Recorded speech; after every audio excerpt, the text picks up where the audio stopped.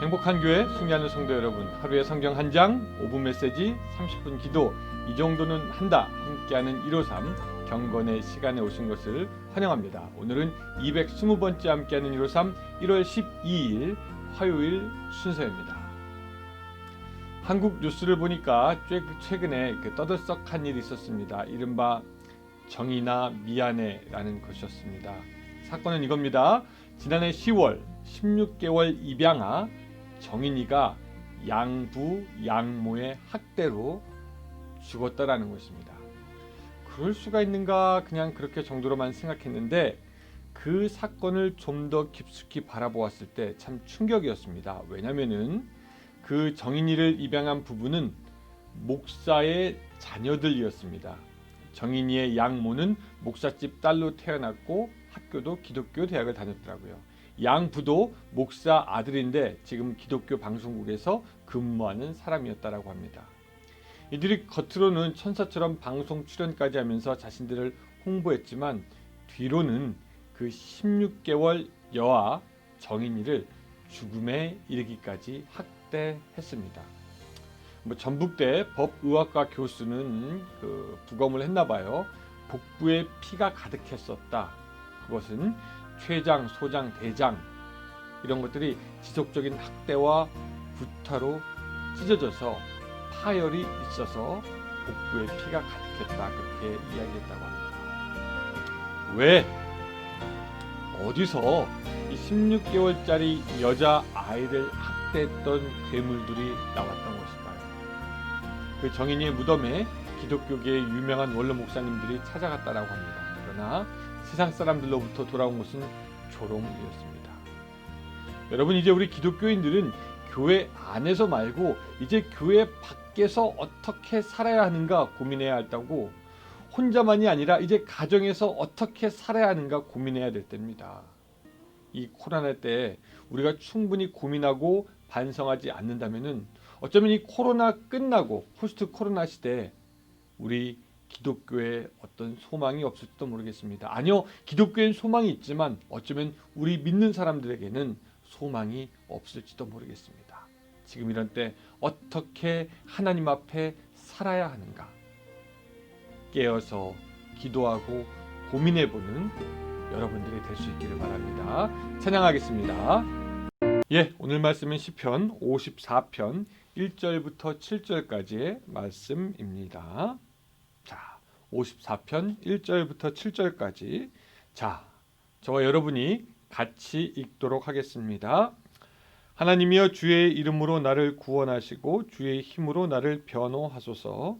하나님이여, 내 기도를 들으시며 내 입의 말에 귀를 기울이소서.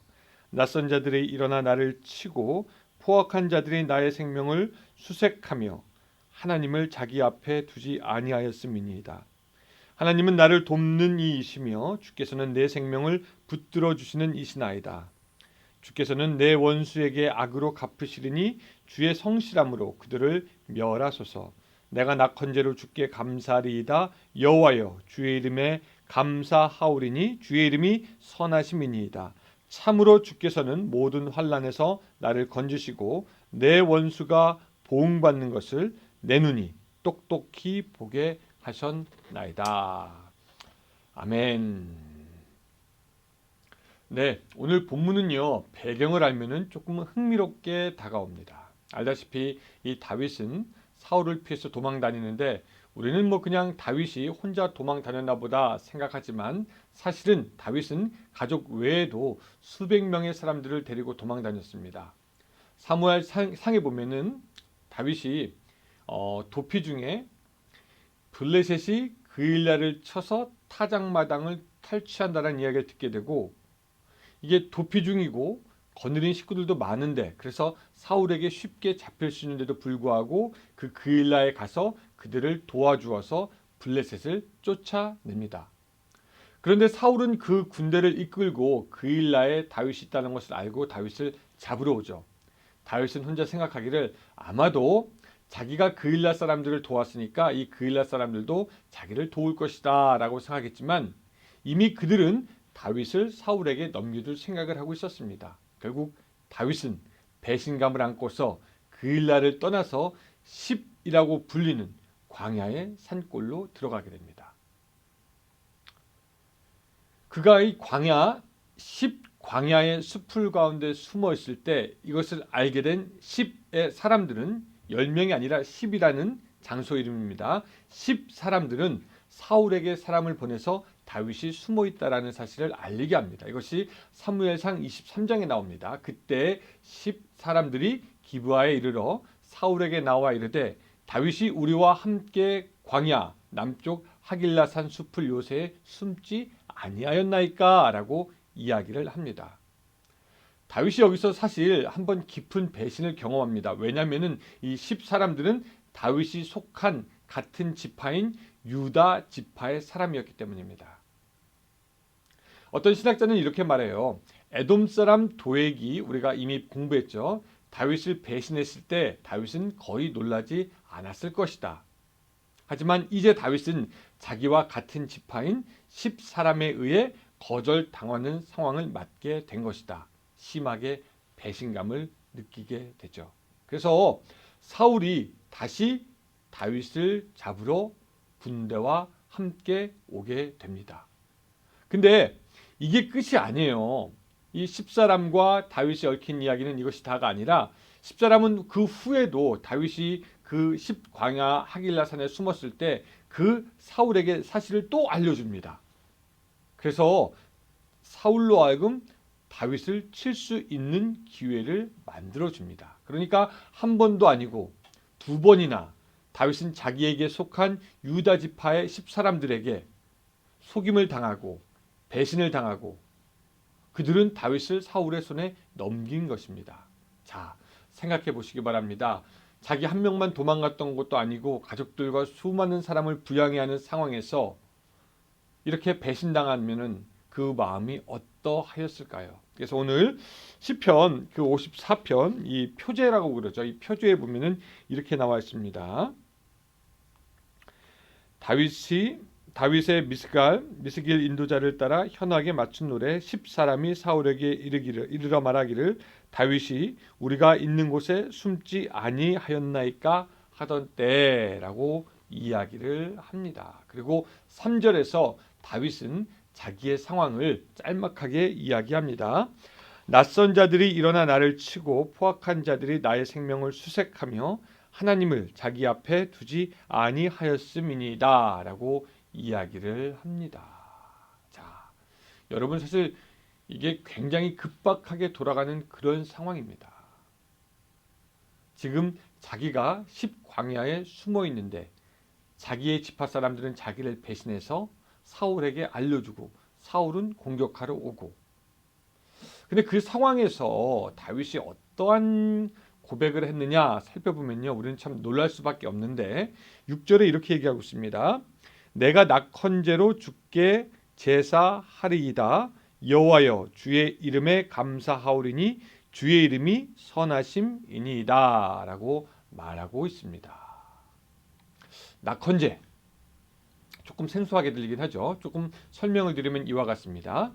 구약에는 5가지 제사가 나옵니다. 번제, 소제, 속건제, 속제제, 화목제. 그리고 이 화목제는 다시 3가지 종류로 나누는데 감사제, 서원제, 낙헌제입니다. 바라던 일이 다 이루어진 후에 감사하는 것이 감사제. 너무나 당연한 것이죠. 또 서원제는 뭐냐면 이것은 주실 것을 믿고 서원하여 드리는 제물입니다. 어떤 목사님이 설명하는 걸 잠깐 들었는데 결과, 그러니까 감사의 결과를 보고 드리는 것이 아니라 미리 드린다는 점에서 이 감사제와 서원제는 조금 틀리다라는 겁니다. 결과가 있고 드리는 것은 감사, 그 다음에 하나님께서 주실 것을 믿고 미리는 것은 서원제. 그래서 이 서원제는 뭔가 조건이 들어간다라고 합니다. 내가 원하는 것을 하나님이 꼭 이루어 주십시오. 그렇게 서원을 하기 때문입니다. 근데 이 낙헌제는 또 틀려요. 낙헌제는 자원하여 드리는 것으로서 하나님께 감사한다는 면에서는 감사제와 비슷하고 또한 하나님께 미리 감사한다는 점에서 서원제와 비슷하지만 결정적으로 어떤 결과가 있든지 별로 중요하지 않다라는 점에서 감사제 혹은 서원제와는 차이가 납니다. 이거는 그냥 조건이 없는 제사고 내가 원하는 것이 이루어지지도 않아도 상관없습니다. 그냥 하나님이 좋습니다. 하나님의 이끄심에 만족합니다. 하나님 나의 하나님이 되어주심에 감사합니다라고 하면서 드리는 것이 바로 낙헌 제사가 된다라는 것입니다. 아무런 조건 없이 그냥 하나님의 하나님 되심에 감사해서 드리는 제사.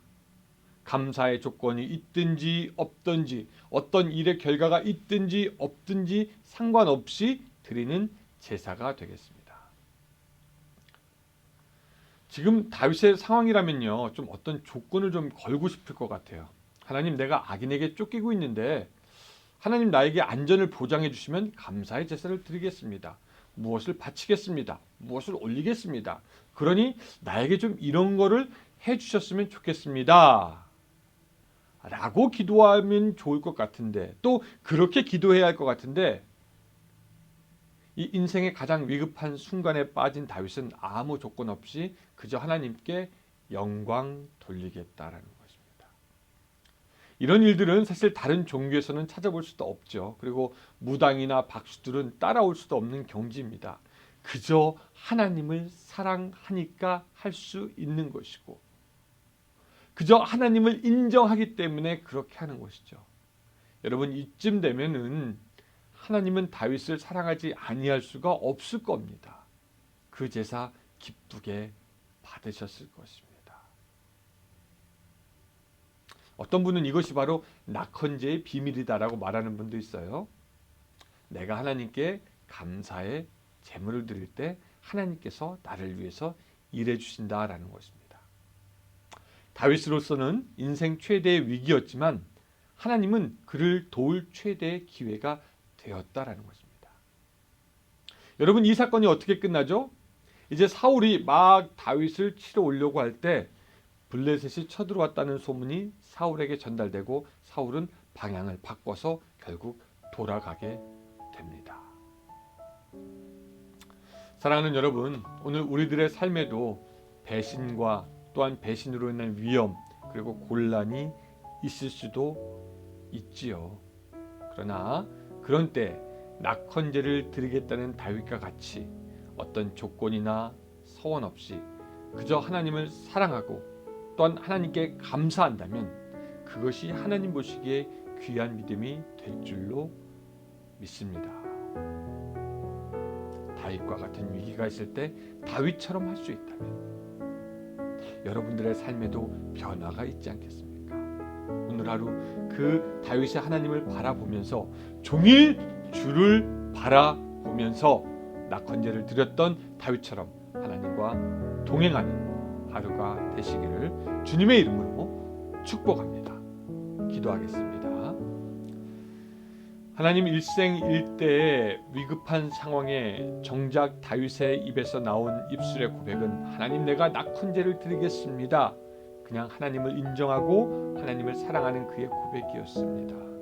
어떤 대가나 어떤 결과보다 하나님 그 자체를 인정하며 하나님을 사랑하는 그 다윗의 모습을 보면서 하나님, 오늘 우리도 어떤 조건과 결과 어떤 이득과 상관없이 하나님을 온전히 사랑할 수 있도록 도와주시고 하나님이 하나님 되심으로 인하여서 기뻐하고 감사하고 찬양하는 오늘 하루가 되게 하여 주시옵소서. 예수님의 이름으로 기도드리옵나이다. 아멘. 네, 이제 또 30분 기도의 시간입니다. 우리 같이 기도하면서 오늘 하루의 문을 열도록 하겠습니다. 저는 또 내일 만나 뵙겠습니다. 감사합니다.